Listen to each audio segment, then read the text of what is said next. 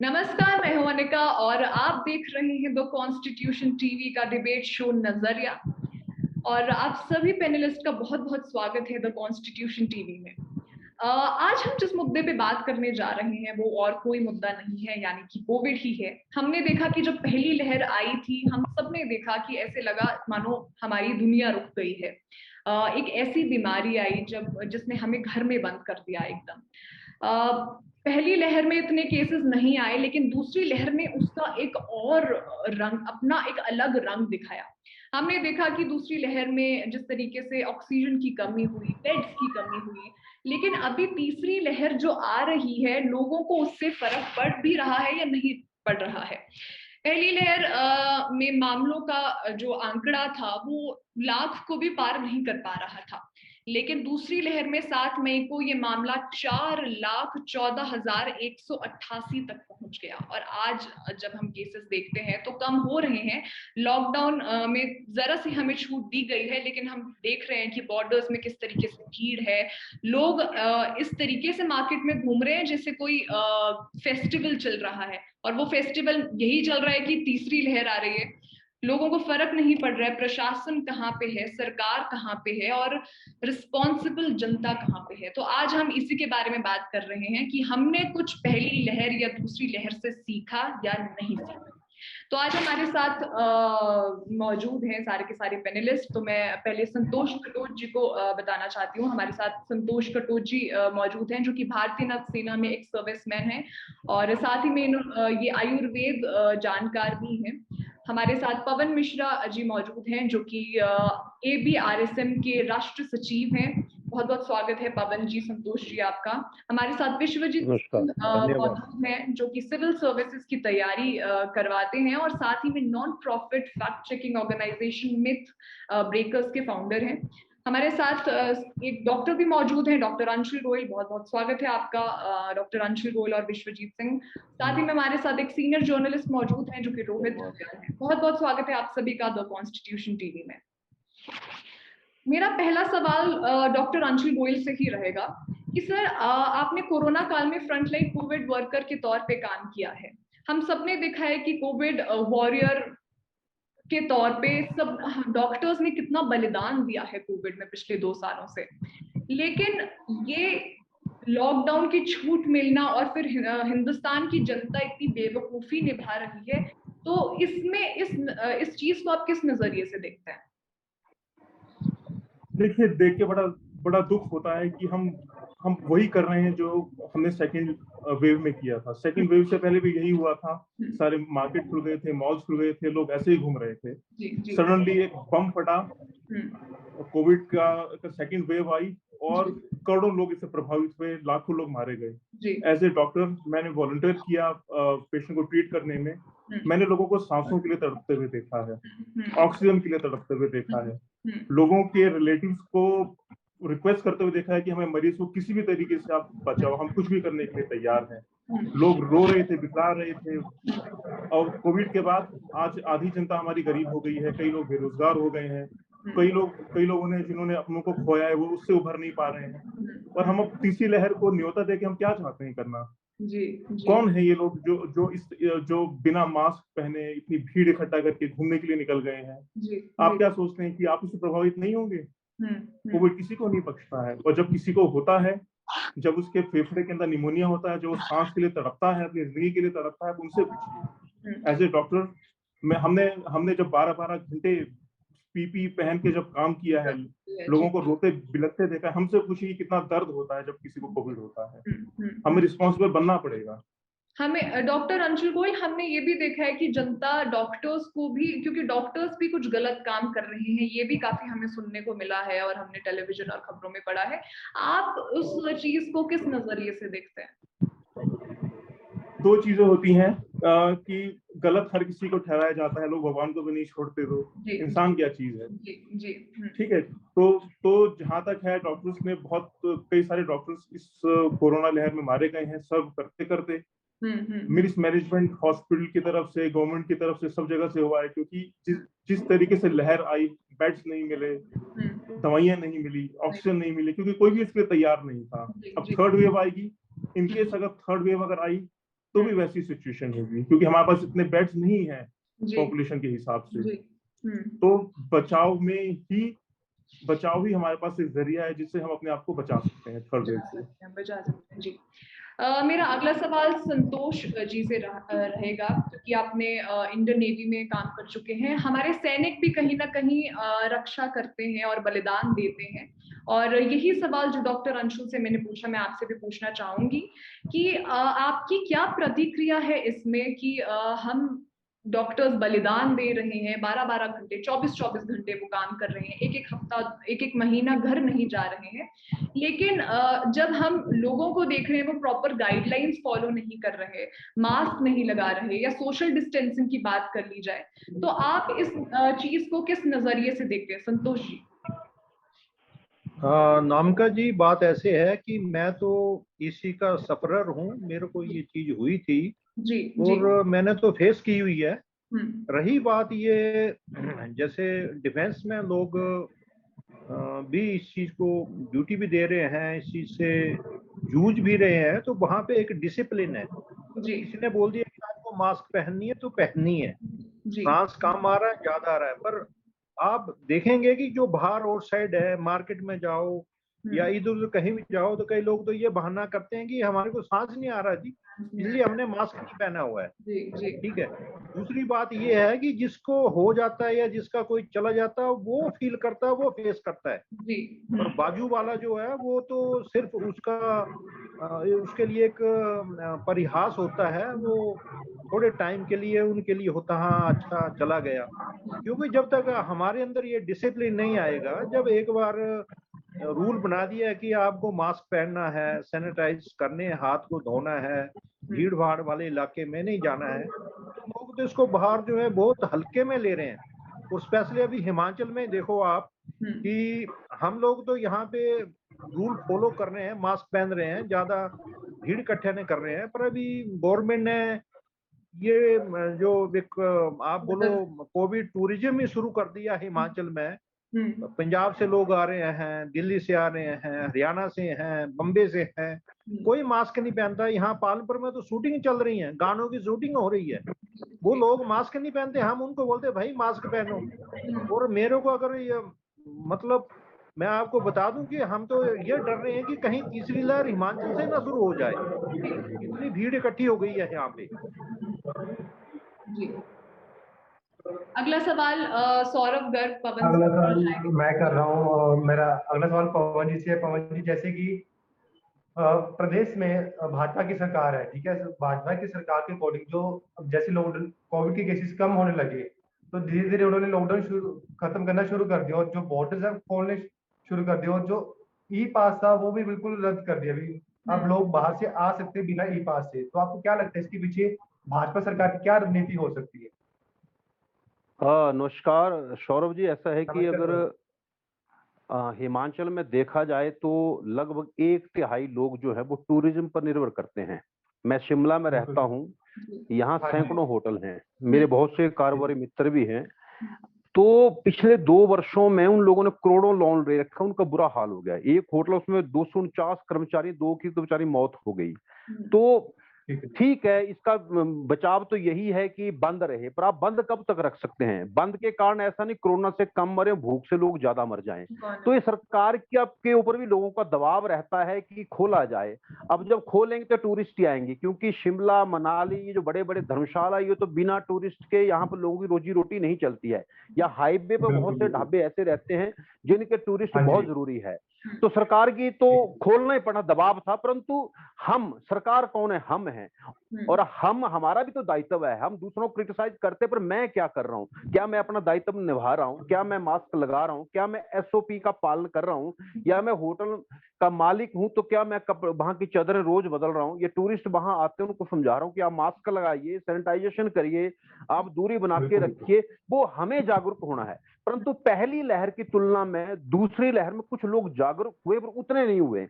अभी यहाँ पर असंख्य लोग बिना मास्क के घूमते हैं कि हमें कुछ नहीं हो सकता। वो बेखौफ घूमते हैं। इसका मुझे लगता है एक ही तोड़ है, एक इलाज है कि वैक्सीनेशन की स्पीड बढ़ाई जाए, और वो बढ़ी है। हिमाचल मुझे लगता है पूरे देश में अव्वल है, 42 लाख लोगों को वैक्सीनेशन लग चुकी हैं, जो कि 60% से अधिक बनता है। यहाँ स्पीड भी अच्छी है, और ये अधिक में बहुत जल्दी ये पूरा वैक्सीनेशन हो जाएगा, तभी बचना कहीं संभव हो पाएगा। बाकी टूरिज्म तो खोलना ही पड़ेगा। मेरा आय सरकारी है, मैं तो कहूँ नहीं खुले, परंतु जो लोग इसी के ऊपर निर्भर हैं वो तो बिना इसके नहीं चल सकते, और ऐसे असंख्य लोग हिमाचल में हैं। आप बहुत से कारोबारी डूब चुके हैं, तो मुझे लगता है सरकार की मजबूरी है उनके ऊपर। व्यापार मंडल ने दबाव भी बनाया है, पर हमें ध्यान रखना होगा, एक जागरूक नागरिक के नाते एसओपी का पालन खुद भी करना है, और लोगों को भी जागरूक करना, तभी कहीं इस चीज से बच पाएंगे। जी जी जी बिल्कुल। तो मेरा अगला सवाल विश्वजीत सिंह से रहेगा। जी सर, जैसे अभी पवन जी ने कहा, अभी जो सर खोलना पड़ेगा सारा कुछ, टूरिस्ट आएगा ऊपर, उनको खुद गाइडेंस करनी पड़ेगी, खुद जो गाइडेंस फॉलो करनी पड़ेगी। आपका इस पे क्या कहना है? पवन जी का कहना बिल्कुल सही है कि क्योंकि हिमाचल में ज्यादातर लोग टूरिज्म पर डिपेंड हैं, टूरिज्म इंडस्ट्री बड़ी प्रोमिनेंट इंडस्ट्री है, तो टूरिज्म तो खोलना ही था खैर लोगों के लिए। लेकिन दूसरी तरफ जो लोग आ रहे हैं, अभी कुछ दिन पहले जैसे मनाली में पिक्चर्स वायरल हुई हैं, या फिर अभी कुछ दिन पहले इधर उत्तराखंड में केम्प्टी फॉल्स में भी पिक्चर्स वायरल हुई हैं, तो वहां पर जो देखा जा रहा है कि लोग सोशल डिस्टेंसिंग या मास्क का फॉलो नहीं कर रहे हैं। तो यहाँ पर इसके लिए अभी रिसेंटली जैसे मनाली में 5,000 फाइन और 8 दिन की जेल की प्रोविजन रखी गई है। तो इस तरह से अगर सख्ती से पालना कराएंगे टूरिस्ट को, तभी हो सकेगा।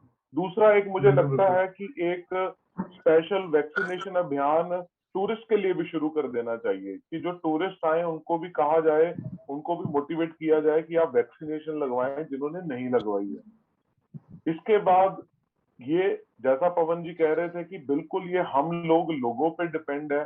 हमें देखना है कि कहीं अभी हमें यहाँ पर हमारी जो लापरवाही है, कल को ये ना हो कि हम फिर बाद में कहें कि हमें हॉस्पिटल में बेड नहीं मिल रहे हैं। तो हमें यहाँ पर देखना है कि भीड़ वाले इलाकों में हम खुद ना जाएं, हम कोशिश करें, अवॉइड करें इस तरह के इलाकों में जाने में, और अगर जाने की जरूरत पड़ती है तो सोशल डिस्टेंसिंग और मास्क जरूर लगाएं, तभी हम इससे बच पाएंगे काफी हद तक।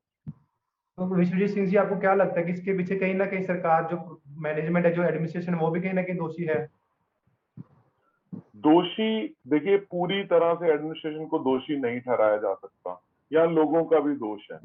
हम एक ही सरकार पर, एडमिनिस्ट्रेशन पर ही दोष नहीं लगा सकते, क्योंकि उनका काम था, ठीक है, टूरिज्म को बढ़ावा देना, उन्होंने खोला। उसके बाद लोगों का भी ये कर्तव्य बनता था कि वो इसको फॉलो करें, मास्क फॉलो करें, सोशल डिस्टेंसिंग फॉलो करें।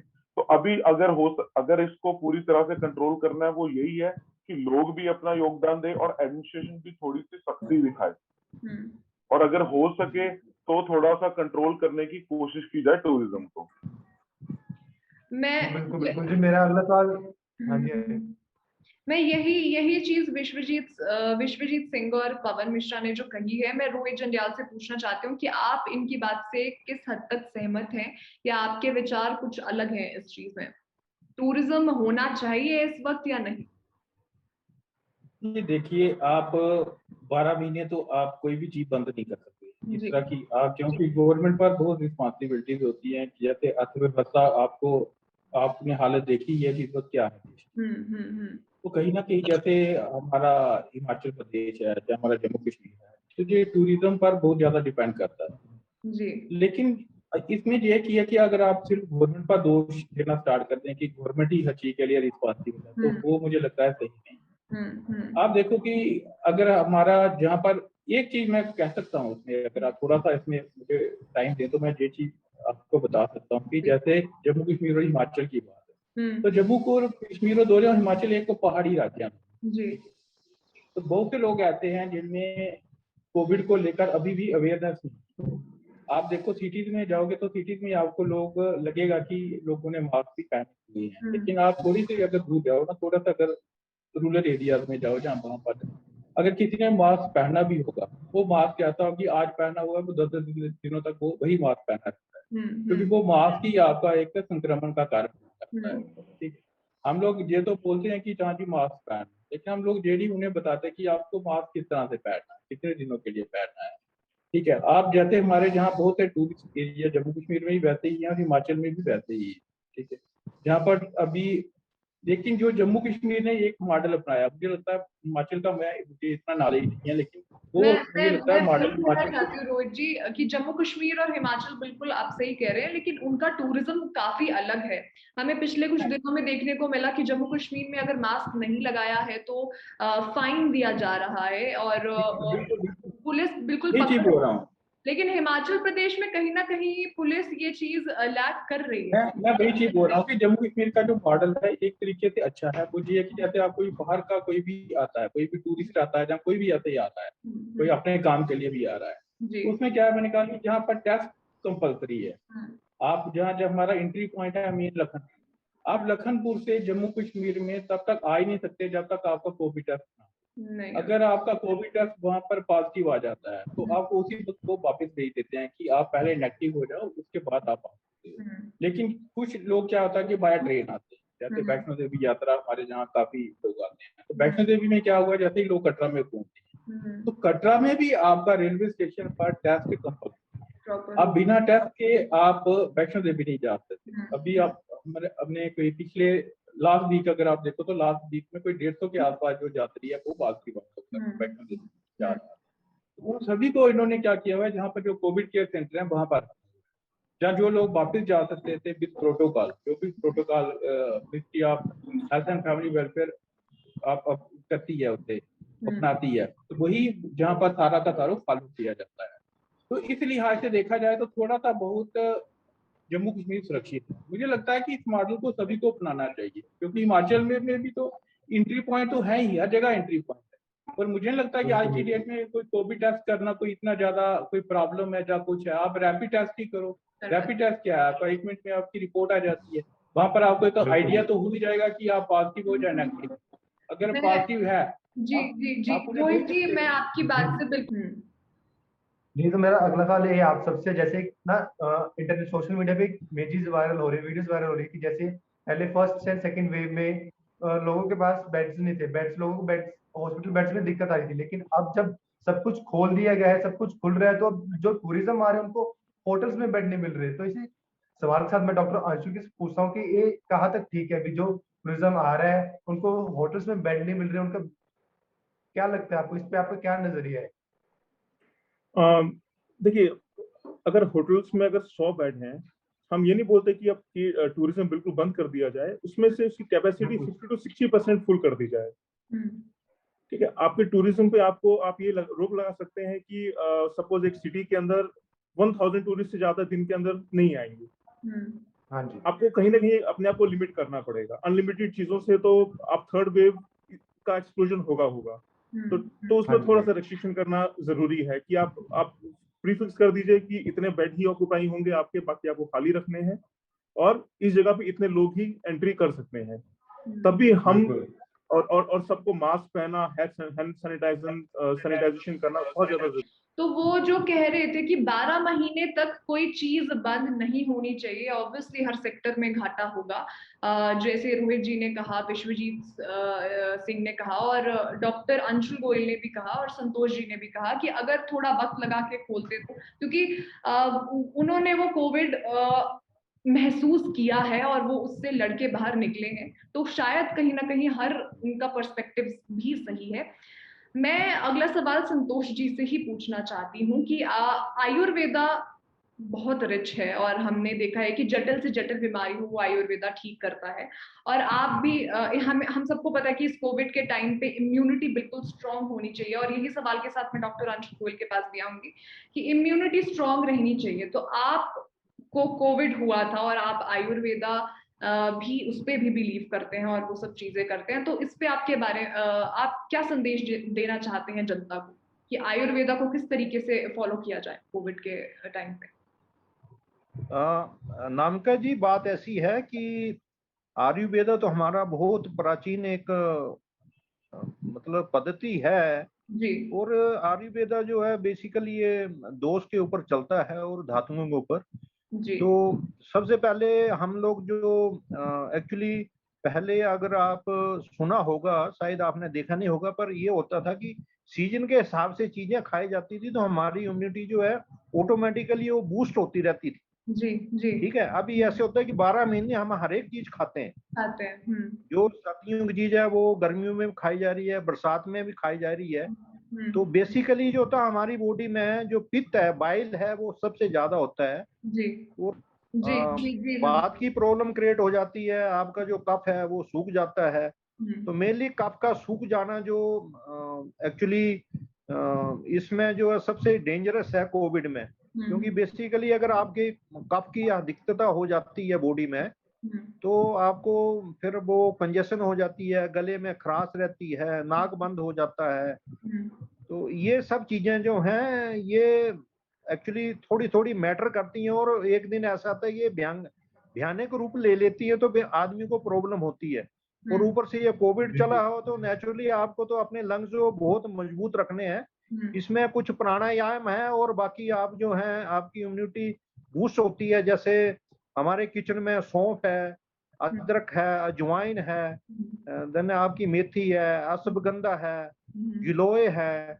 ये सब चीजों का हमारे को टाइम टू टाइम, जैसे ये आपकी तुलसी है, हल्दी पाउडर है, इन चीजों का आपको टाइम टू टाइम जो है इसका इस्तेमाल करना चाहिए। दूसरा ये होता है कि हम लोग जो सोचते हैं जैसे सर्दियों में हमारे को जॉइंट्स पेन हो जाती है, हम लोग सोचते हैं कि ये जॉइंट्स पेन जो है अभी है, पर ये जॉइंट्स पेन का जो बात जिसको हम बोलते हैं वायु रोग, ये बैठता है बरसात के दिनों में। बरसात में धूप नहीं होती है और हमारा जो पाचन तंत्र है, पाचन शक्ति है, वो धूप के साथ चलती है। तो उसके हिसाब से जो होता है वायु सबसे ज्यादा जो है बरसात के टाइम में बैठती है बॉडी में।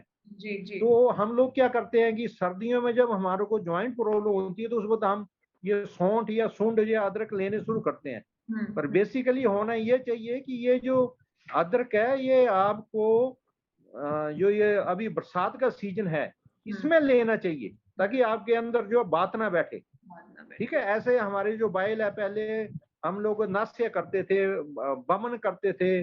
अगर पित्त बॉडी में ज्यादा हो जाता है तो उसको गर्म पानी और ठंडा पानी पी के उसको निकाला जाता है। मैं अभी भी निकलवाता हूँ जो मरीज मेरे पास आते हैं। ठीक है जी, उसको कैसे समन करना आपने वो तरीके आने चाहिए। पर हम पुरानी चीजें भूलते गए हैं और इसलिए हम अभी सफर कर रहे हैं मैडम। जी जी। मैं यही सवाल डॉक्टर अंशुल गोयल से भी पूछना चाहती हूँ। जो संतोष जी ने कहा कि आयुर्वेदा ऑब्वियसली हम जटिल से जटिल बीमारी हो उसमें बिल्कुल ठीक कर देता है हमको। तो इस टाइम पे इम्यूनिटी स्ट्रॉन्ग रखनी है क्योंकि तीसरी लहर भी आ रही है, और जिस तरीके से उन्होंने कहा कि बरसात में वो चीज क्रिएट होती है और फिर बाद में चीजें निकलती हैं, और थर्ड वेव भी आ रही है। तो आप क्या मैसेज देना चाहते हैं जनता को, डॉक्टर अंशुल गोयल? देखो, as a immunologist, immunity booster नाम की कोई चीज नहीं होती है। ये सिर्फ एक जो सोसाइटी में फैलाया हुआ है कि आप कुछ कर लोगे तो इम्यूनिटी बूस्ट हो जाएगी। जैसे कि आपने ग्लूकोज पी लिया, आपने एनर्जी आ गई है। आपका जो इम्यून सिस्टम है बहुत कॉम्प्लिकेटेड होता है। आपकी बॉडी ये एक बहुत कॉम्प्लिकेटेड सिस्टम है। आपकी बॉडी के अंदर व्हाइट ब्लड सेल्स होते हैं, टी सेल्स होते हैं, बी सेल्स होते हैं, मेमोरी सेल्स होते हैं, जो आपकी बॉडी को मेंटेन रखते हैं। अगर आपके अंदर कोई भी बैक्टीरिया, वायरस इंफेक्शन नॉर्मली प्रवेश नहीं कर सकता, क्योंकि आपका इम्यून सिस्टम उसके अगेंस्ट फाइट करता है। इसलिए आपकी बॉडी जो होती है बिल्कुल नॉर्मल रहती है। ये बहुत कॉम्प्लिकेटेड मैकेनिज्म होता है हमारी बॉडी का। कुछ डिजीजेस होती हैं जिसमें हमारी इम्यूनिटी वीक हो जाती है। जैसे किसी को भी लीवर की बीमारी है या उसकी किडनीज खराब है, उसको हार्ट की बीमारी है, उनकी इम्यूनिटी नेचुरली थोड़ी सी कमजोर होती है। लेकिन ऐसा कोई ऐसी चीज नहीं है कि जिसको आप खा लेंगे तो आपकी इम्यूनिटी बूस्ट हो गई और आप जो है पहलवान बन गए और आपको कोई चीज असर नहीं करेगी। हम जानते हैं कि सेकंड वेव से पहले सारी दुनिया, सारे इंडिया भर की इम्यूनिटी बूस्टर की 1000 तरह की दवाइयां ये वो सब खा रहे थे। क्या हुआ? सेकंड लहर आई। जी। हमारी बॉडी इतनी कॉम्प्लिकेटेड है कि कोई भी चीज ऐसी नहीं हो सकती कि जो आपको कोरोना से बचाव दे पाए। अधिकतर लोग ये सोचते हैं हम ये खा लेंगे तो हम कोरोना से बच जाएंगे। हम कुछ भी कर सकते हैं। बचाव करना है। बचाव के सिर्फ 2 ही रास्ते हैं। एज ए डॉक्टर मैंने हजारों पेशेंट कोविड के ट्रीट किए हैं। वो इसीलिए ट्रीट कर पाए, मास्क पहना, हैंड सैनिटाइजेशन किया और वैक्सीन लगवाई। आप ये देखिए कि जो बचपन में जो वैक्सीन लगाते हैं आपकी इम्यूनिटी उस उस चीज के अगेंस्ट स्ट्रांग होती है कि आपको जिंदगी भर उसका इन्फेक्शन नहीं होता। ये किसी चीज खाने से नहीं होता, ये वैक्सीन की वजह से होता है। आपने मीजल्स की वैक्सीन बचपन में लगाई होगी, उसकी इम्यूनिटी जिंदगी भर है कि आपको कभी मीजल्स नहीं होगा, नहीं होंगे जी। ठीक है। तो इसलिए वैक्सीन लगवाइए। वैक्सीन के लिए हमें सबको प्रेरित करना है। एक बार इंडिया की अच्छी खासी पॉपुलेशन वैक्सीनेटेड हो जाएगी, उसके बाद हम सब कुछ ओपन कर सकते हैं। उसके बाद हम मास्क को थोड़ा सा नीचे कर सकते हैं, प्रोवाइडेड कि कोई नया स्ट्रेन ना आ जाए, प्रोवाइडेड कोई नया स्ट्रेन ना आ जाए, जैसे कि डेल्टा स्ट्रेन या इस तरह के स्ट्रेन आ रहे हैं जो फिर से वेव लेकर है। लेकिन आज की डेट में हमारे पास सिर्फ 3 ही उपाय हैं। ये हमें सोसाइटी में मैसेज देना है: सैनिटाइजेशन, मास्क पहनना और वैक्सीन, और कुछ भी नहीं। मेरा अगला सवाल आप सभी से यही रहेगा कि हम सबने सुना कि सरकार को हम पूरे तरीके से दोषी नहीं दे सकते, लेकिन अगर सरकार ने 20 लोगों की सोशल डिस्टेंसिंग एक लिमिट रखी है कि 20 लोग से ज्यादा कहीं भी टूरिस्ट प्लेस में लोग एकत्रित नहीं होंगे, लेकिन हम देख रहे हैं कि बहुत सारे लोग हैं जहाँ पे 20 नहीं बल्कि 100 लोग वहां पे एकत्रित हैं। तो ये चीज आप सभी किस हद तक देखते हैं? क्योंकि डॉक्टर अंशु,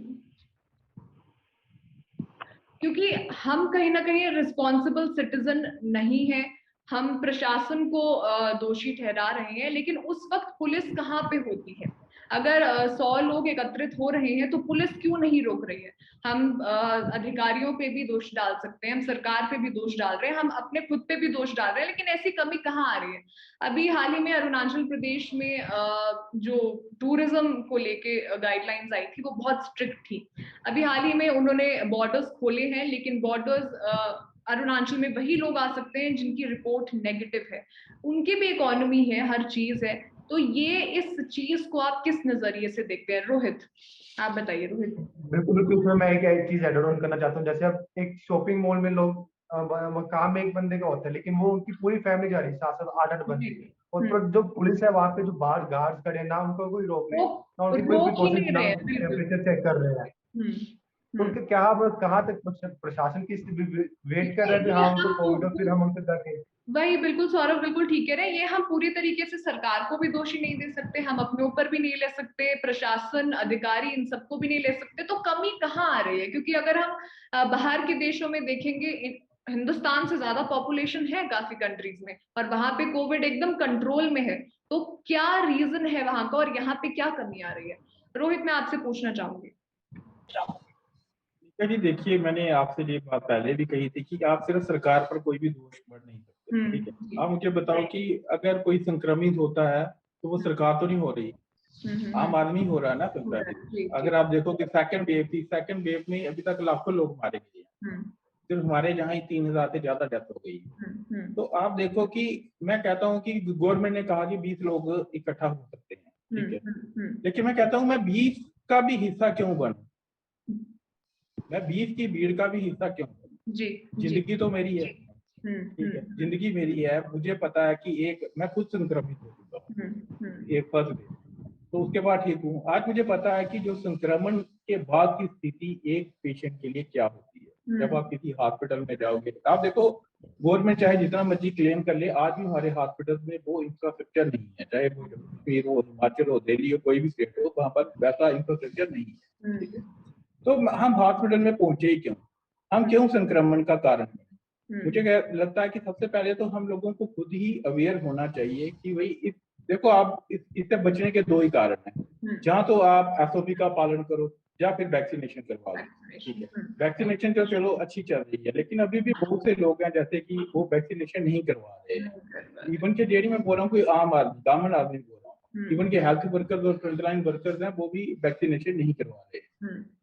तो सबसे पहले तो मुझे लगता है कि हमें एक मैसेज देना चाहिए कि हमारे पास 2 ही तरीके हैं संक्रमण से बचने। या तो आप जो गवर्नमेंट SOP जो उसने जारी की है आप उसे सख्ती से लागू करें, और दूसरा वो है कि आप वैक्सीनेशन करें, ठीक है। आप जितना मर्जी इंफ्रास्ट्रक्चर तैयार कर लो, हमारे यहाँ 2 हॉस्पिटल DRDO ने तैयार किए, लेकिन क्या वो उन पेशेंट्स को बचा रहे हैं? आप जिस पोजीशन में आ रहे हैं, आज गवर्नमेंट की पॉलिसी क्या है कि वही पेशेंट हॉस्पिटल में आए जिसका कि ऑक्सीजन जो सैचुरेशन है वो 90 से नीचे आती है, जिससे लगता है कि मेरी हालत खराब है। मैक्सिमम को वही बोलते हैं कि आप घर में बैठकर ही अपना ट्रीटमेंट करवाओ, डॉक्टर की हेल्पलाइन दी हुई है, उन्हें उन नंबर पर आप करो। लेकिन उसमें भी क्या है, बहुत से लोग हैं जो घरों में ही उनकी डेथ हो रही है। मुझे लगता है कि हर आदमी को ये सोचना चाहिए कि हमें, चाहे गवर्नमेंट जितनी मर्जी डील दे दे, मैं कहता हूँ कि गवर्नमेंट कहे कि आप टूरिस्ट प्लेसेस पर भी जाओ, आप शॉपिंग मॉल पर भी जाओ, दूसरी भी चीजों पर भी जाओ, आप जाओ, लेकिन आप एसओपी को बिल्कुल मानो। आपके पहले आपने मास्क पहना होना चाहिए, आपके पास सैनिटाइजर होना चाहिए कि आप कोई, और आपको ये बिल्कुल कोशिश करनी चाहिए कि जहां पर भी 2-3 लोग इकट्ठा हुए हैं, आप उनके पास अगर जाओगी तो एक सोशल डिस्टेंसिंग बनाकर रहो। आप तभी इस चीज से बच सकते हो, नहीं तो आप बोलो कि लेकिन थर्ड वेव रोहित तो आने के पूरे क्या आपको टाइम। लग रहा है कि ये पालन हो रहा है जो आप कह रहे हैं कि आप मत जाइए, सोशल डिस्टेंसिंग मत कीजिए? अगर मान लीजिए किसी को बस लेनी है और वो 5:30 बस निकलती है और वो लास्ट बस है, लेकिन वो एक सेकंड, एक रोहित जी आप माइक में चले क्योंकि आप वो इको होने लगता है। वो बस पूरी तरीके हाँ से जी, रोहित जी मैं एक बार ना इसे लीव करके दोबारा जाएगा। श्योर सर, बिल्कुल। क्या आवाज आ रही है? अभी इको कर रही है आवाज? नहीं, अभी नहीं कर रही। नहीं नहीं आप नहीं, कोई अभी बात कर नहीं, ये सकते सवाल खत्म हो रहा है कि मान लीजिए हैं। हाँ जी, 5:30 बजे की अगर बस जाती है, आप माइक ऑफ कर लीजिएगा। और फिर से माइक ऑफ।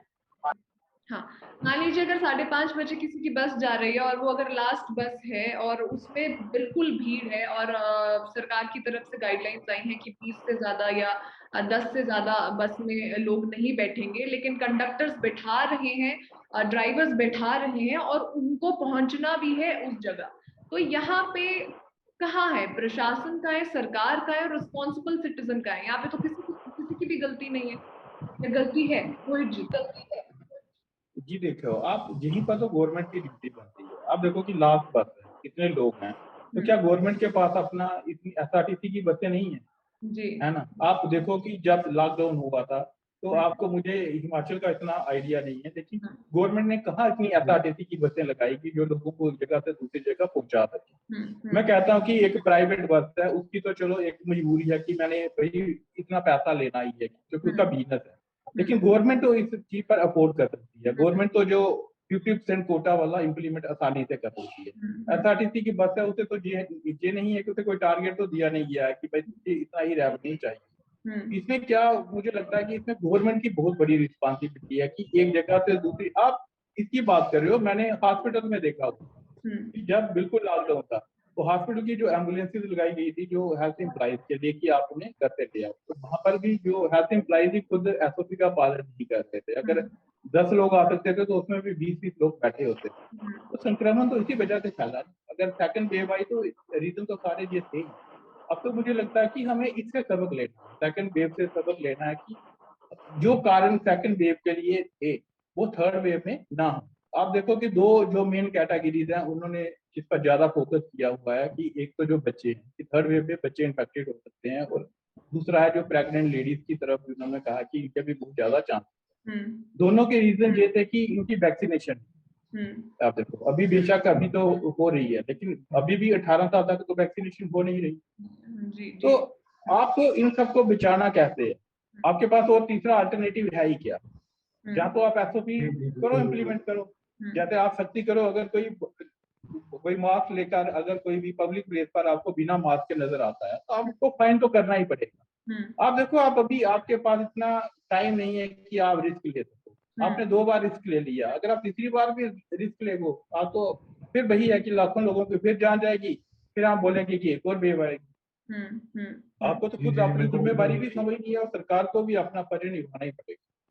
जी जी। मैं इसी सवाल के साथ आगे पवन जी से पूछना चाहूंगा कि इनकी आप रोहित जी से कितना सहमत है? नमस्कार जी, जो बाकी लोगों ने कहा कि भी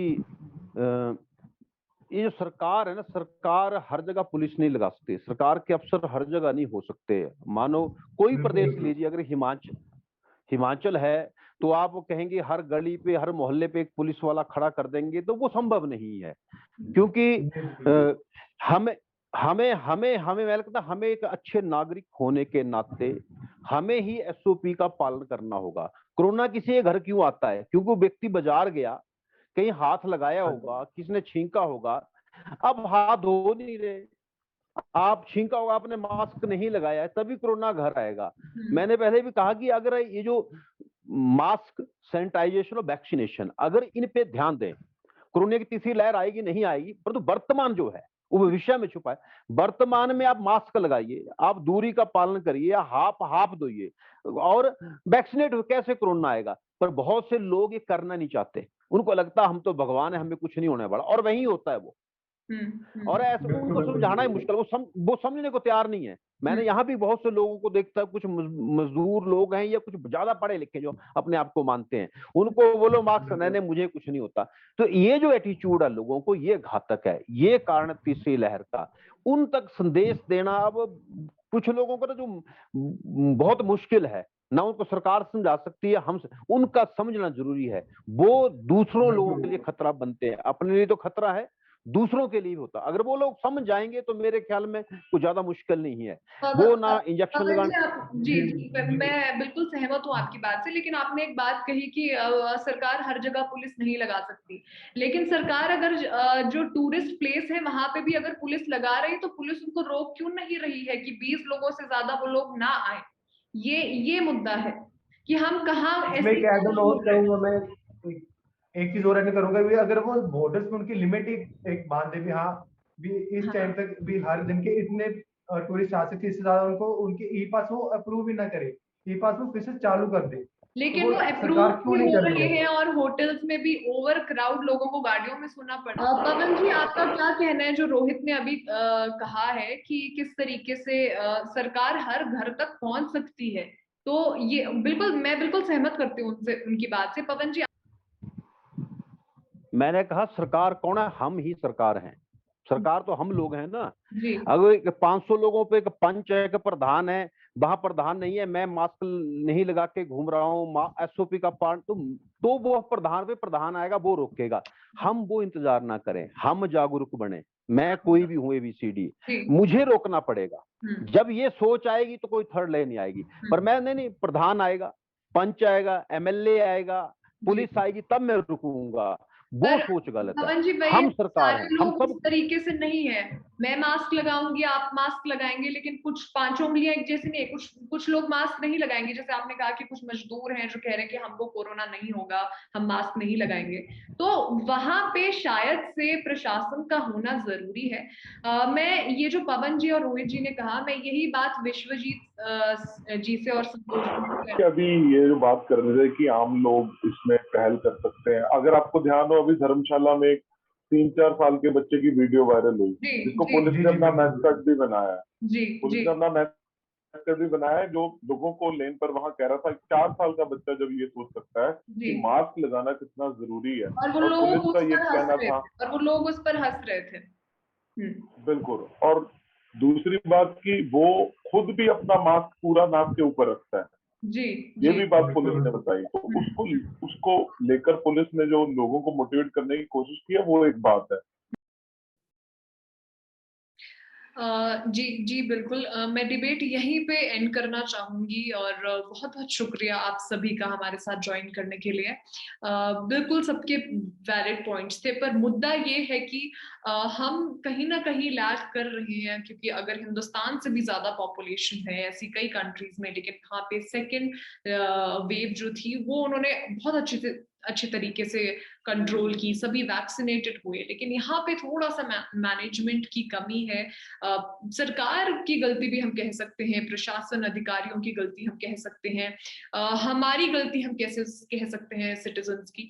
लेकिन सबसे मेन मुद्दा, अगर दोबारा सबने, जैसे पवन जी ने कहा, विश्वजीत जी ने कहा, रोहित जी ने कहा, सबने कहा कि हम खुद के डॉक्टर बन सकते हैं, हम खुद का एक रिस्पॉन्सिबल सिटीजन बन सकते हैं, तभी हम इस बीमारी से डर सकते हैं।